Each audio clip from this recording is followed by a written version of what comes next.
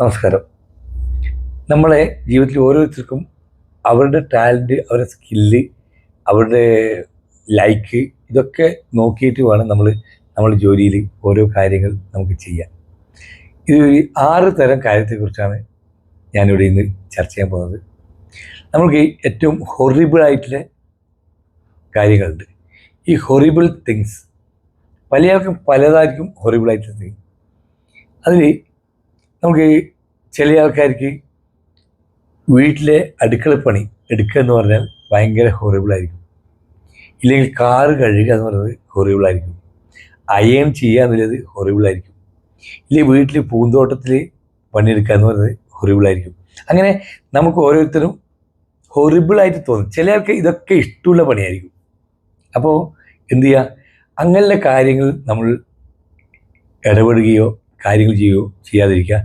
അത് നമ്മൾ മറ്റുള്ളവരെ കൊണ്ട് ചെയ്യിപ്പിക്കാൻ ശ്രമിച്ചാൽ നമുക്ക് ഒരുപാട് നമ്മൾ ചെയ്യുന്ന മേഖലയിൽ നമുക്ക് ചെയ്യാൻ സാധിക്കും. ചില കാര്യങ്ങളിൽ ചില ആൾക്കാർക്ക് അതിൽ തന്നെ പൂവറായിട്ടുള്ള കാര്യങ്ങളുണ്ടാവും. അതായത് അത്ര ഇഷ്ടമല്ല, പക്ഷെങ്കിൽ ചെയ്യാം, എനിക്ക് ചെയ്യാം, അതിലത്ര നമ്മൾ തരക്കേടില്ലാന്ന് ചെയ്യാൻ പറ്റും. അങ്ങനെ ചില കാര്യങ്ങളുണ്ടാവും. അത് നമുക്ക് വേറെ ആരെങ്കിലും ഏൽപ്പിക്കാം. പിന്നെ നമുക്ക് ചിന്തിക്കേണ്ടത് ആവറേജാണ്. നമുക്കതിൽ തീരെ ഹൊറിബിളും അല്ല, പൂവറല്ല. ആവറേജിൽ ചില കാര്യങ്ങൾ നമുക്ക് ചിന്തിക്കാൻ പറ്റും. എഴുതുക, ഇങ്ങനെ ചിലർക്ക് അത് ആയിരിക്കും എഴുതിക്കുന്ന ജോലി, അല്ലേ? അപ്പോൾ നമ്മളുടെ ആ ടാലൻറ്റ്, സ്കില്ല്, നമുക്ക് ഇഷ്ടപ്പെടുന്ന കാര്യങ്ങൾ നോക്കിയിട്ട് അത് ആവറേജ് ആയിട്ടുള്ള കാര്യങ്ങൾ അതും. പിന്നെയുള്ള കാര്യമാണ് നമുക്കത് ഗുഡ്, നമുക്ക് ചെയ്യാനാവും. ഇപ്പോൾ ഡ്രൈവിങ് ചിലർക്ക് ചെയ്യാൻ പറ്റും, ഗുഡായിട്ട് ചെയ്യാൻ പറ്റും. പക്ഷേ അത് നമുക്ക് വേറെ ആരെ കൊണ്ട് ചെയ്യിപ്പിക്കാൻ പറ്റുന്ന കാര്യമാണെങ്കിൽ അത് വേറെ ആരെ കൊണ്ട് ചെയ്യിപ്പിക്കാം. ആ സമയം നമുക്ക് മറ്റുള്ള നല്ല കാര്യത്തിലായിട്ട് ഉപയോഗിക്കാൻ പറ്റും. പിന്നെ നമുക്ക് ഗ്രേറ്റ്, നമ്മൾക്ക് നന്നായിട്ട്, ഇപ്പം എന്നെ സംബന്ധിച്ചിടത്തോളം എനിക്ക് ക്ലാസ് എടുക്കാനും അങ്ങനെയുള്ള കാര്യങ്ങളൊക്കെ എനിക്ക് ഭയങ്കര ഗ്രേറ്റായിട്ട് ചെയ്യാൻ പറ്റുന്ന സംഗതികളാണ്. അപ്പോൾ അത് കഴിഞ്ഞാൽ നമുക്ക് ചെയ്യാനുള്ളത് ബ്രില്യൻ്റാണ്. നമ്മൾ ഏത് മേഖലയിലാണ് ബ്രില്യൻ്റ് ആവാൻ പറ്റുന്നത്? ട്രെയിനിങ് മേഖലയിൽ. അതുപോലെ തന്നെ എനിക്കിപ്പം നല്ല ബ്രില്യൻ്റായി ചെയ്യാൻ പറ്റുന്നൊരു മേഖല അതാണ്. അതായത് ഗ്രേറ്റിനേക്കാൾ നന്നായിട്ട് ട്രെയിനിങ് ഒക്കെ പറ്റും. ക്ലാസ് എടുക്കുന്നതിനോട് ട്രെയിനിങ്, അങ്ങനെ നമുക്ക് ബ്രില്യൻ്റായിട്ട് മേഖലയിൽ ചെയ്യാൻ പറ്റുമെങ്കിൽ നമ്മൾ ആ മേഖലയിൽ സംഗതികൾ മാത്രം നമ്മൾ ഫോക്കസ് ചെയ്യുക. എനിക്ക് കോർഡിനേഷൻ ബ്രില്യൻ്റായി ചെയ്യാൻ പറ്റുന്ന മേഖലയാണ്. അപ്പോൾ നമുക്ക് ബ്രില്യൻ്റായി ചെയ്യാൻ പറ്റുന്ന ആ കോർഡിനേഷൻ, ഗ്യാതറിങ്, ടീം ബിൽഡിങ്, ഇങ്ങനെയുള്ള കാര്യങ്ങളൊക്കെ എനിക്ക് നന്നായി ചെയ്യാൻ പറ്റുന്നത്. അപ്പോൾ എന്നെ സംബന്ധിച്ചിടത്തോളം അങ്ങനത്തെ കാര്യങ്ങളിലേക്ക് മാത്രം ഫോക്കസ് ആയി നിൽക്കുക.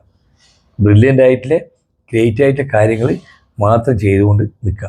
അപ്പോൾ മറ്റുള്ള കാര്യങ്ങൾ ചെയ്യുന്നതിന് വേണ്ടിയിട്ട് മറ്റുള്ള ആൾക്കാരെ റെഡിയാക്കി നമ്മൾ ടീമിനും ആയാലും നമ്മുടെ വീട്ടിലായാലും നമ്മൾ മറ്റുള്ള കാര്യങ്ങൾ ചെയ്യുന്നതായാലും അതൊക്കെ നമ്മൾ തയ്യാറാക്കി എടുക്കുന്ന ഒരു അവസ്ഥ ഉണ്ടായാൽ നമ്മൾക്ക് വളരെ ഫോക്കസ്ഡായിട്ട് നമ്മൾക്ക് നമ്മുടെ കാര്യത്തിലേക്ക് പൂർണ്ണമായിട്ട് ഇറങ്ങി ചെന്ന് പ്രവർത്തിക്കാൻ നമുക്ക് സാധിക്കും. ഇപ്പോൾ നമ്മൾ പലരും ഒരുപാട് സമയം കളയുന്നത് നമ്മുടെ ഏറ്റവും ഹൊറിബിളായിട്ടുള്ള കാര്യങ്ങൾ ചെയ്യാൻ ശ്രമിക്കുകയും ചെയ്യിപ്പിക്കാൻ ശ്രമിക്കുകയും ഒക്കെ ചെയ്യുന്ന കാര്യത്തിലേക്ക് നമ്മൾ ഇറങ്ങുക. നമ്മളുടെ ഡയറക്റ്റായിട്ട് പോയിട്ട് അതൊക്കെ ചെയ്യാൻ നോക്കുകയാണ്. അപ്പോൾ ഇങ്ങനെയൊക്കെ ചെയ്യുന്ന സമയത്ത് നമുക്ക് നമ്മുടെ ബിസിനസ്സിൽ ശ്രദ്ധിക്കാൻ സാധിക്കില്ല. ഉദാഹരണം പറഞ്ഞാൽ ബിസിനസ്സിൽ അക്കൗണ്ടിങ് വർക്ക് ഹൊറിബിളായിട്ടുള്ള ആൾക്കാരുണ്ടാവും. അവർ അക്കൗണ്ടിങ് വർക്ക് കൂടി ചെയ്യാൻ ശ്രമിച്ചാലോ? അപ്പോൾ അതിന് വേറൊരാളെ നിശ്ചയിക്കണം. മാർക്കറ്റിംഗ്, സെയിൽസ് അറിയാത്ത ഒരുപാട് ബിസിനസ്സുകാരുണ്ട്. മാർക്കറ്റിംഗ്, സെയിൽസ് ചെയ്യാൻ ഉദ്ദേശിച്ചാലോ? അപ്പോൾ അവർക്കത് ചെയ്യാൻ സാധിക്കില്ല. അപ്പോൾ അവർക്കത് ഹൊറിബിളാണ്. അപ്പോൾ അതൊക്കെ ഇങ്ങനെയൊക്കെ നോക്കിയിട്ട് നമ്മൾ ടീമിനെ ബിൽഡ് ചെയ്യുമ്പം അതിനനുസരിച്ചുള്ള ആൾക്കാരെ ടീമിൽ ഉൾപ്പെടുത്തി അവരുടെ ടാലൻറ്റും സ്കില്ലും ഉപയോഗിച്ച് അവർക്ക് പറ്റുന്ന കാര്യങ്ങളൊക്കെ മനസ്സിലാക്കി കൊടുത്ത് ഇങ്ങനെ ആ ടീം ബിൽഡ് ചെയ്യുകയാണെങ്കിൽ നമ്മളുടെ ടീം ശക്തമായിട്ട് പോകും. നമ്മൾ ടീമിലെ ആൾക്കാർക്കും ഇത്തരം കാര്യങ്ങളുണ്ടെങ്കിൽ അവർക്കത് മനസ്സിലാക്കി കൊടുത്ത് അവർക്ക് കാര്യങ്ങൾ പറഞ്ഞു കൊടുത്ത് ഈ കാര്യത്തിൽ മാത്രം ഫോക്കസ് ചെയ്യാൻ ചെയ്യിപ്പിച്ചാൽ നമ്മൾ ശക്തമായി നമുക്ക് മുന്നോട്ട് പോകാൻ സാധിക്കും. എല്ലാവർക്കും ഒരു ശുഭദിനം നേരുന്നു.